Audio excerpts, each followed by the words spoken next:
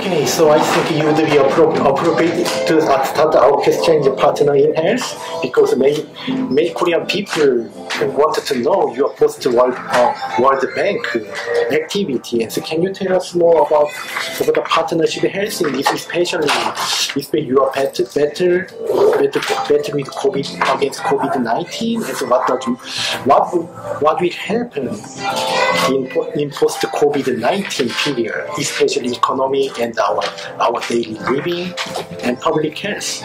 Yeah. Oh, it's a lot of questions. Yeah, sure. So, can everybody hear me? Is it okay? Yeah. I can try to turn the music. Yeah. We'll try to turn the music off. So Partners in Health, Todd McCormack, Paul Farmer, Ophelia Dahl, Tom White, and I founded Partners in Health in 1987. And it's an organization focusing on health in some of the poorest countries in the world. Our first country was in Haiti, and of course Haiti is the poorest country in the Western Hemisphere. And so it started with a very simple idea, and the idea was that despite the fact that that there was in 1987, 1980, there was very little money for global health. There's many billions of dollars for global health now, and we participated in raising that amount of money. But back in the late 1980s, there was almost nothing. So we decided that we were going to go forward with certain very clear principles, and the principle was that we were going to do everything we could to provide the best possible quality of care for the poorest people. And so we continue to do that. It's a wonderful organization, 19,000 employees. We're in 11 countries. We've continued to do the work in Haiti. But far beyond just the impact we've had on our own patients, we have changed fundamentally global health policy. So things that the public health leader said is impossible to do. It's impossible to treat drug-resistant tuberculosis in poor countries. It's impossible to treat HIV. We not only showed that it could be done, but we changed the way that the entire world thought about that particular possibility. And there's actually a movie on Netflix about our work. So I know you're probably all watching K-dramas. Right? I am, anyway. But there's also a movie called Bending the Arc, which describes the work that we've done. And so the one thing that's been constant about my entire career has been Partners in Health. I started in 1987, 88 with Paul Farmer and Todd and Ophelia and Tom, and have continuously worked on it. There were times when I was at WHO, the World Health Organization, times when I was at Dartmouth, times when I was at the World Bank. But through all those times, I worked with Partners in Health. So that's not changed. I left the World Bank in 2019 because one of the things I realized, and this is as true of Korea as it is of any of the countries that have risen out of poverty and done so well, is that there are really three things that are absolutely critical to go from a situation of extreme poverty to one in which people enjoy a middle-class quality of life. The three things are health, education, and infrastructure. Right? And so my entire life I've worked on health and education, but the one part that's missing more than anything else is infrastructure. And right now there's not anywhere near enough money in the multilateral banking system or in the aid system to develop the infrastructure that countries need in order to be able to get to the same level that Korea got to. Right? So I left the World Bank to join the most successful infrastructure investment group in the world right now. They had been mostly focused on rich countries, advanced economies, OECD countries, and asked me and some friends of mine to start the emerging market investment fund. So we're well into doing that now. And I just came back, literally Thursday morning, I just came back from China, where I visited with two of the state leaders. And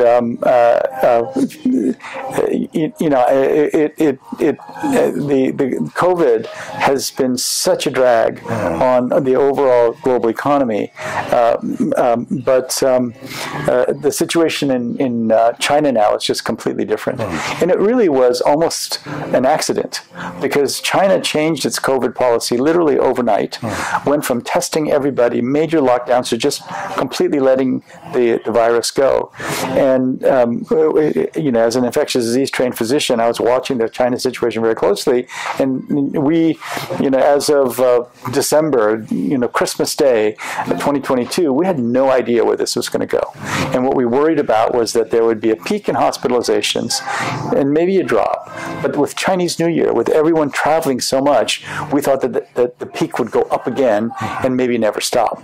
But what happened was it peaked on January 5th, came back down, and even with Chinese New Year, it didn't go back up. So completely different situation now for the global prospects for economic growth. China, at first we were, one of the things that the World Bank always does is it makes predictions about growth in particular countries. And the global growth, the growth prediction for China was that it would be around 4%.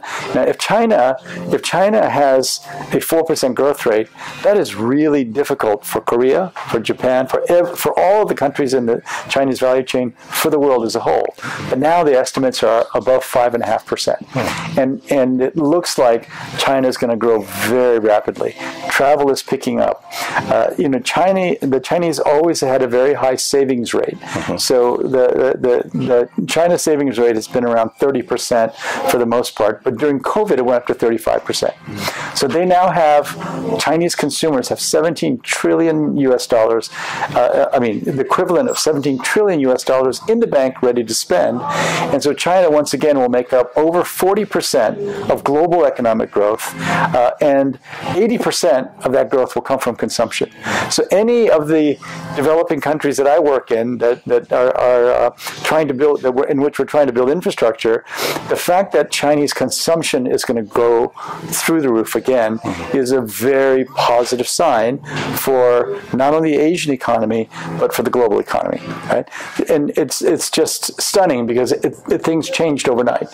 When I went to meet with the leaders, they were so happy to see me, because they said, people, who are old friends, we haven't seen them for 3 years, and now it was a stroke of good luck for China, but a stroke of good luck for the entire world.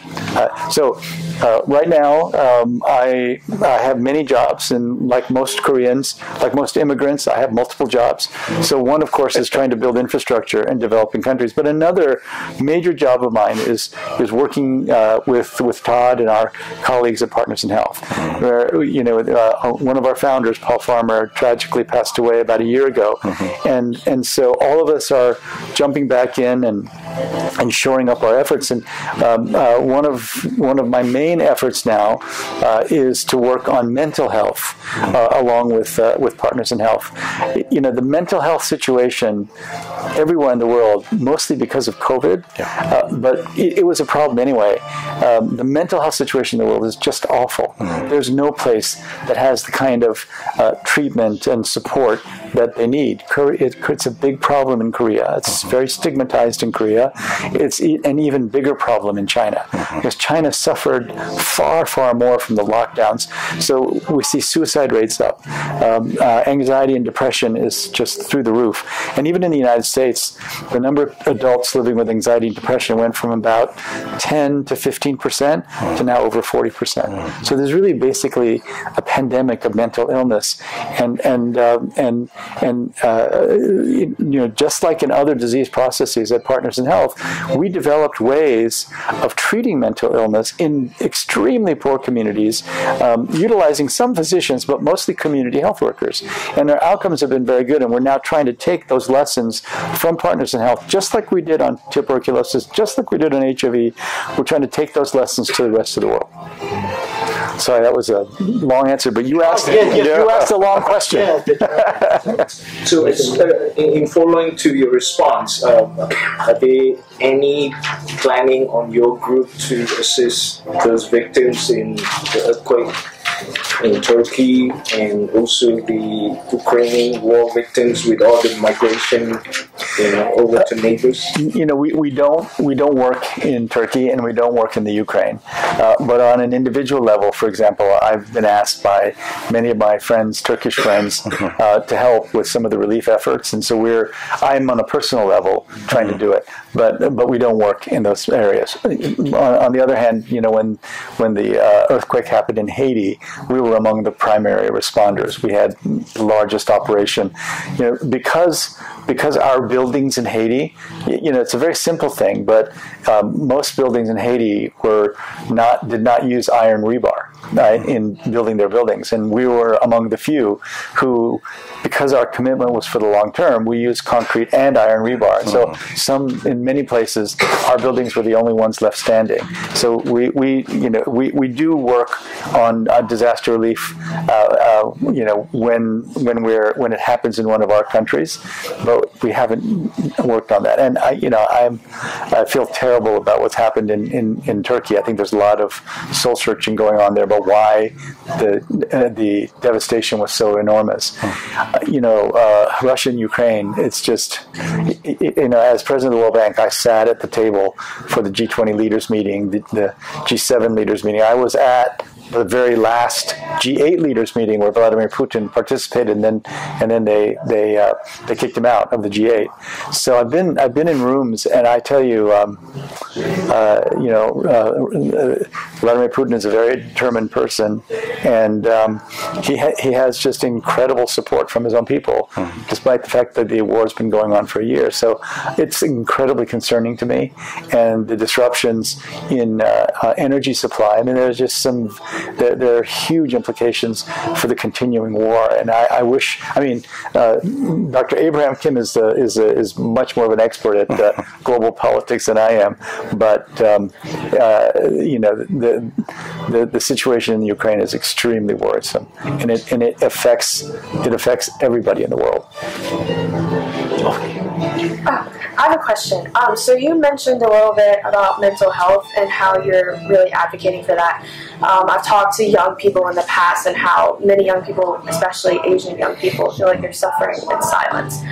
There's a stigma in the Asian community around mental health, and I wanted to ask you, how do you plan to use your platform to start these discussions about mental health, especially with gun violence towards the API community in Georgia? How do you plan to not only address that in young people in schools and education, but also in the entire Asian community? Yeah. So, there's a university that I know very, very well. And in the 10 years before I had become involved with that university, there were no suicides. And during my tenure there were no suicides. In the last year, there were eight. Right? And so once suicides start happening on a college campus, it almost becomes like an infectious disease. And what you see is young people suffering. And when they hear of a suicide on campus, they start thinking, oh, so there is a way out of my pain, right? And even start thinking about it as an act of courage to do it. So it's incredibly tragic. It's happening everywhere. So I have been looking at a lot of different ways, for example, to deal with anxiety, depression, and suicide. Social media is just really hard, right? And I think that what a lot of people are saying to young people is, do not compare your inner life with other people's outer life, right? That outer life that you see on TikTok or Instagram, that's not real, right? That's a performance. Right. And so getting people to get off that social media and not compare the way they feel with the way other people present themselves, very, very difficult to do. But one of the things that we've been working on is, are there online and even coming from the private sector, are there online private sector solutions that young people can access where they can learn how to meditate, for example, or even there are online mental health companies that are using artificial intelligence, and they're constantly in communication with patients who are part of their network. And the minute that there any word that they use that's suggestive of wanting to harm oneself, then the AI picks it up and it sends a signal, and within 30 minutes, the people who have expressed a desire to hurt themselves will get a phone call. Right? So there are lots of interesting solutions. We're just not intensive enough about it. I mean, the experts in suicide are saying to me, if we do it right, there should be no suicides among young people. If we do it right, the first psychotic break of a young person should be the last psychotic break. We have everything we need to be able to do that, but it's just that the mental health care system is completely disorganized. So one of my very good friends now who I work with was the former head of the National Institute of Mental Health. His name is Tom Insel, I-N-S-E-L. Tom wrote, I think, one of the most important books on mental health ever, called Healing. Tom says that in the United States, of all the people who are diagnosed with mental illness, only 40% get any treatment. And of that 40%, only 40% get what he calls minimally acceptable treatment. And of the 16% now, so 40 and 40, that's 16%. Of the 16% who get minimally acceptable treatment, about a third get better. So only 6% of people in the United States with a diagnosed mental illness actually get better. We can do better than that. We can do so much better than that. And it's not that nobody gets treatment. There's more treatment now than ever, but as the number of treatments goes up, the efficacy, the outcomes get worse. So it is a crisis, but there's enough money. There's a lot of great innovation. There are some new drugs that we've never had before. So we're working on this because it feels to us at Partners in Health, just like HIV did back in the late 90s and early 2000s, right? There were these amazing new medicines for HIV that were transforming people's lives. We called it the Lazarus effect of HIV treatment. And there were 25 million people in Africa who all of the doctors outside of Partners in Health were saying, no, it's impossible, it's too hard, you can't do it. And so we were going crazy. You're saying 25 million people living with HIV, treatments that are so effective, we have no choice. We have to make sure that Africans get access to it. And so we did a whole bunch of things, including talking to President Bush, working at the World Health Organization. Partners in Health did a lot of specific things to get that going, and now 30 million people are getting HIV treatment, 27 million in Africa. It's an amazing story, and it feels that mental health's moment is now. Same thing. Only 6% getting better. Many, many better treatments. Huge amounts of suffering. Children, starting on TikTok and Instagram way too early and feeling terrible about themselves, committing suicide. There's all this terrible stuff going on. Lots of new drugs, and now some group of really committed people need to jump in and make sure that we have something like what happened with HIV treatment happening with mental health. Dr. Ibrahim, can you share Please. with the press what are your organization's main goal for this year or mission that you hope to accomplish? Sure. Well, thank you very much. And I think I could listen to Dr. Kim all day in terms of all the stuff that's going on. Give you some space to share your thoughts. So we're an organization that focuses on leadership development as well as how to focus on uplifting the Asian American community more generally in terms of the needs of the community, as well as how to ensure greater representation for Asian Americans on a national scale. And so one of the priorities that we have is, first of all, is in the areas of representation. How do we get more Asian Americans not only running for office in public sectors, but also how to get more Asian Asian Americans in public boards, in corporate C-suites, and a lot of it has to do with not only education, but also an opportunity to work with a lot of other Asian American groups to get the commitment of corporations for diversity of boards, and also recruiting. It's not just about there has to be demand with supply. And so one of the areas is representation for us. Secondly, I think for us, media is important as well. And I think, we have we've talked about Netflix and all these different things in the areas of, not only in entertainment, but we need to do it also on in media, on the corporate side, to ensure that Asian American stories are told, as well as Asian American faces appear on screen. And of course, we have great examples that are coming up in the academies and other things we've seen on TV and so forth. But so those are kind of some areas that we're working on: representation, media representation, as well as ensuring there are more Dr. Jim Kims in the world, both in corporate sector, but also in civil society and political institutions. So, yeah.